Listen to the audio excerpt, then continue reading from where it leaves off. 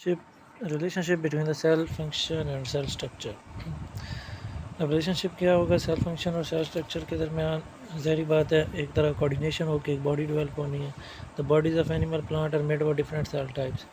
एक cell type से body नहीं बनी होती, डिफरेंट सेल टाइप्स होती हैं, जिससे मसल सेल, नर्व सेल अलग अलग काम अपना काम होता है, जिसकी वजह से एक पूरा कोऑर्डिनेशन बनता है। ई टाइप परफॉर्म स्पेसिफिक फंक्शन, सारा अपना स्पेसिफिक फंक्शन करते हैं जो कि ख़ास फंक्शन होता है। और आर कोऑर्डिनेटेड फंक्शन मतलब सारे जब फंक्शन कोऑर्डिनेट हो जाते हैं become the life process of organism, और उस ऑर्गेनिज्म की लाइफ प्रोसेस बन जाते हैं। Cell of one type may differ from those of other type following except एक सेल दूसरे सेल से डिफर करता है। जिस तरह मेन इंपॉर्टेंट बात, cell is made up of about 200 type of different cell. 200 type मतलब डाइजेस्टिव सेल्स भी होते हैं, nerve cells, brain cells, muscle sales, skeletal sales, सब। अब साइज, शेप और डिफरेंस किस तरह करते हैं? The net burst is around and accommodated global hemoglobin.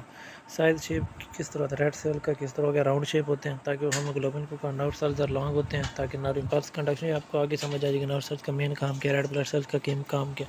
जैलम cell tube like होता है ताकि प्लांट्स में होता है ताकि पानी की ट्रांसपोर्ट हो। Surface area, root hair cell मतलब जड़ों जो सी होती है उनका सरफेस एरिया ज़्यादा होता है ताकि for maximum observation of water and salt हो सके।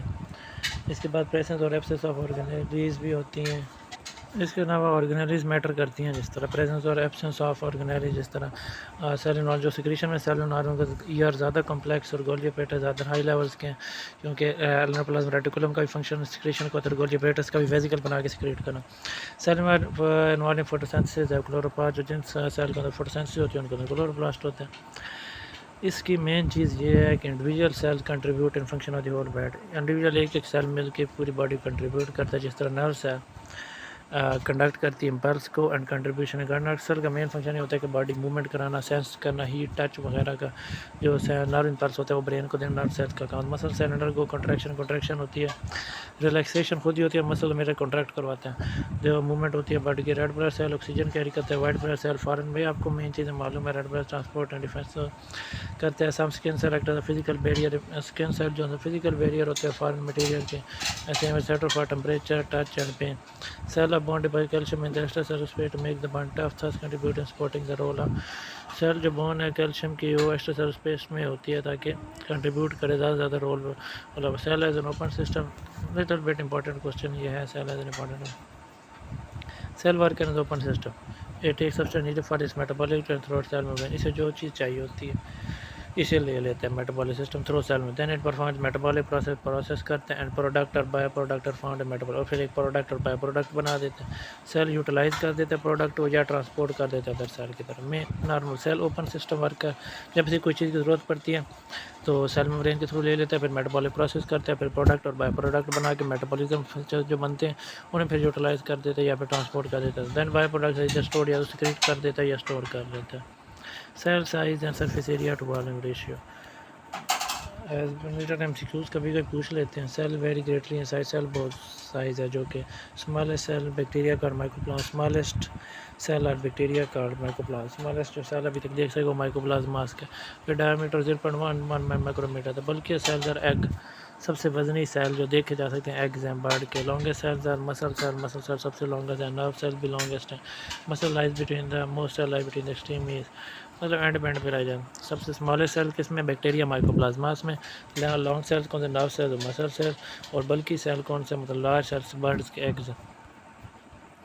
Cell shape and size varies in related to cell function. Bird अगर बल्कि because they contain large number, bird cells बड़े होते हैं ताकि लार्ज अमाउंट ऑफ न्यूट्रिएंट उसमें हो, ताकि जो अंदर चूज़ा या बच्चा पैदा होना है उससे वो न्यूट्रिएंट आसानी से। Long muscle cells are easily for pulling, ताकि पुल आसानी से हो। Lengthy nerve cell transmit message कर सकें, क्योंकि बॉडी भी काफ़ी इंसान के लेंथ में होती है, तो लेंथी नर्व सेल ताकि ट्रांसमिट हो सके। On the other hand, small size also has many benefits. Small size के benefits for the human red blood cell 8 micrometer, they move through the tiniest blood vessel capillaries के blood cell छोटे होते हैं, जिसका भी बहुत फ़ायदा है कि जो कि blood capillaries में से इंटर होके blood capillaries में इंटर होके छोटे छोटे टिश्यूज़ को easily ऑक्सीजन सप्लाई करते हैं। रेड ब्लड सेल का काम ऑक्सीजन सप्लाई करना होता है। Most are the small in size, बहुत से सेल स्मॉल होते हैं लेकिन relation of their volume large as well as surface area. लेकिन अगर देखा जाए तो लार्ज सेल जो हमसे उनका सरफेस एरिया कम होता है स्मॉल सेल के। फिगर आप देखेंगे किस तरह क्यूब शेप 27 है बहुत के टोटल वॉल्यूम में से। अब देखें टोटल वॉल्यूम से आप छोड़, मैं आपको डायरेक्ट पिक पे ले चलता हूँ। अब इसमें देखिएगा कि 30 micrometer surface area is large cube is 54 और micrometer square, total area 27 cube.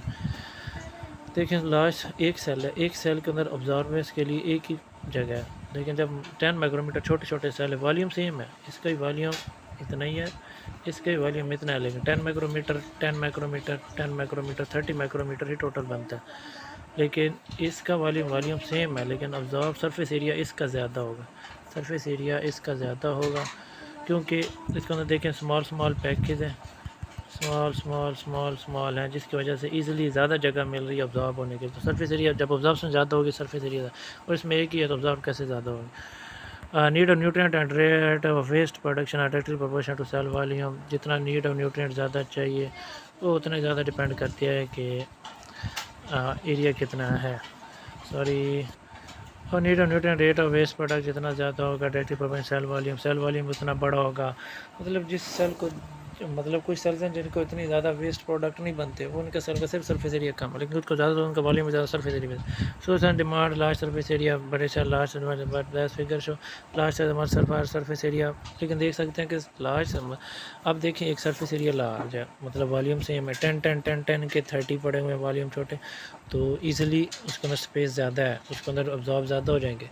30 cell पड़े हुए हैं, अगर आपको दूसरे एग्जांपल में समझाऊँ, और एक साइड पे एक सेल पड़ा हुआ है, 30 सेल ऑब्जॉर्व ज़्यादा करेंगे, एक सेल ऑब्जॉर्व करेंगे, 30 सेल छोटे छोटे बन के एक सेल के बराबर हो रहे हैं, तो 30 सेल छोटे छोटे ज़्यादा ऑब्जॉर्व करेंगे। लेकिन यही बात करें large cell much smaller surface area, large cell का सरफेस एरिया कम होता है, लेकिन स्मॉलर का कंबाइन होने की वजह से, सेम वॉल्यूम की वजह से लार्ज जगह बन जाती है।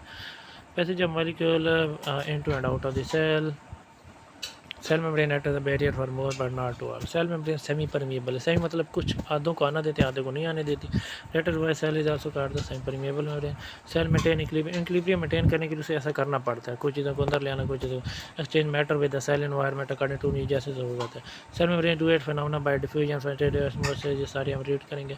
आपने इसमें एक छोटा सा एमसीक्यू याद रख लेना है, अपने सेमी परमिएबल मेम्ब्रेन के तौर पर ये एक्ट करती है। और इसके बाद डिफ्यूजन आसान सी चीज़ें बेसिक हैं, याद रखनी है, आगे हमेशा काम आती है। फिर लिखा होता बंदा पीछे देख रहा होता है, यार डिफ्यूजन क्या था, किसी से पूछ रहा होता है। Diffusion the movement of molecule from area high concentration to lower concentration along the concentration की मतलब हाई टू लो, जो भी चीज़ हाई टू लो ही जाती है। अगेंस्ट द कंसंट्रेशन ग्रेडियंट आ जाए तो लो टू हाई है। मेन डिफ्यूजन मतलब हाई टू लो है। Molecule of any substance solid liquid gas जो मोशन में है 0 डिग्री केल्विन पे है, और सेंटीग्रेड में majority of molecule move from higher to lower concentration also they move to low to high. लेकिन देयर सम कुछ हैं जो मूव कर सकते हैं, लेकिन उन्हें क्या चाहिए होती है, एनर्जी चाहिए होती है। Diffusion simply higher to lower concentration, या the molecule reach the state of equilibrium when they are disturbed equally through the area. Diffusion is one principle, अब ये लाइन्स इंपॉर्टेंट है, वन प्रिंसिपल मेथड है। किस लिए? अगर सेल में carbon dioxide, oxygen, glucose जो से हैं वो सेल मेम्ब्रेन में किस तरह होते हैं डिफ्यूजन, ये आपने लाइन याद रखनी है। किस तरह होते हैं सेल, कार्बन डाइऑक्साइड, ऑक्सीजन और ग्लूकोज किस तरह होता है, डिफ्यूजन से होते हैं। और exchange of gas and lungs में भी डिफ्यूजन के थ्रू पॉसिबल है। Movement of glucose molecule from small human blood capillaries भी डिफ्यूजन के थ्रू छोटे छोटे कैपिलरीज में सेल में पास होते हैं। सेल डन डिस्पेंड एनर्जी, अगर ये डिफ्यूजन हो रही है, लो टू हाई, हाई टू लो जा रहे हैं, हाई टू लो ही जा रहे हैं, एक चीज़ हमेशा हाई टू लो ही जाती है, तो उसे एनर्जी की ज़रूरत ही नहीं पड़ती। जब एनर्जी की ज़रूरत ना पड़े तो पैसे, विदाउट एनर्जी यूज़ ना हो तो पैसे ट्रांसपोर्ट फैसिलिटेटेड डिफ्यूजन में ईजिली नहीं अक्रॉस सेल मेम्ब्रेन पास। इसमें फैसिलिटेटेड डिफ्यूजन में सेल मेम्ब्रेन की बात आ जाती है, because their size are large easily नहीं पास। तो ये taken into the soil with the help of transport protein पे, ट्रांसपोर्ट प्रोटीन होते हैं, आगे सोडियम पोटेशियम पंप होते हैं, पोटेशियम लीक की चैनल्स होते हैं, कैल्शियम लीक की चैनल्स होते हैं। अब फैसिलिटेटेड डिफ्यूजन में एनर्जी भी यूज़ हो सकती है, लेकिन मेन चीज़ ये होती है कि इन्हें एक बैरियर प्रोवाइड कर देना और एक चीज़ ऐसी प्रोवाइड कर देना जिसके थ्रू ये भी हाई टू लो ही प्रोवाइड हो रहा है। डिफ्यूजन और फैसिलिटेटेड डिफ्यूजन में फ़र्क है, डिफ्यूजन भी हाई टू लो हो रहा है, लेकिन फैसिलिटेटेड डिफ्यूजन में एक फैसिलिटी मिल रही है कि हाई टू लो डिफ्यूज़ होने में कोई रास्ता उसे मिल जाता है। इसमें जिस तरह ट्रांसपोर्ट प्रोटीन का बार बार बात की जा रही, ट्रांसपोर्ट प्रोटीन जो उनसे होती हैं वो हाइयर टू लोअर कंसंट्रेशन करती हैं। फैसिलिटेटेड डिफ्यूजन है हाइयर देन फैसिलिटेटेड डिफ्यूजन जल्दी हो जाती है, ये इंपॉर्टेंट है, फैसिलिटेटेड डिफ्यूजन जल्दी हो जाती है क्योंकि उन्हें एक रास्ता मिला। नेक्स्ट टाइप पैसे ट्रांसफर भी कर दो, इसमें भी एक्सपेंडिचर ऑफ एनर्जी नहीं होती, आपने बहुत केयरफुल रहना है। फैसिलिटेटेड डिफ्यूजन में भी हाई टू लो होती है, डिफ्यूजन में भी हाई टू लो होती है, फैसिलिटेटेड डिफ्यूजन में एक फैसिलिटी उसे मिल जाती है जिसके थ्रू वो जल्दी जाती है और इसमें भी कोई एनर्जी यूज़ नहीं होती। इसके आगे आप आ जाइए, देखें डिवीजन में किस तरह हो रही है, एक प्रोटीन के थ्रू ईज़िली ट्रांसफ़र हो रहे हैं।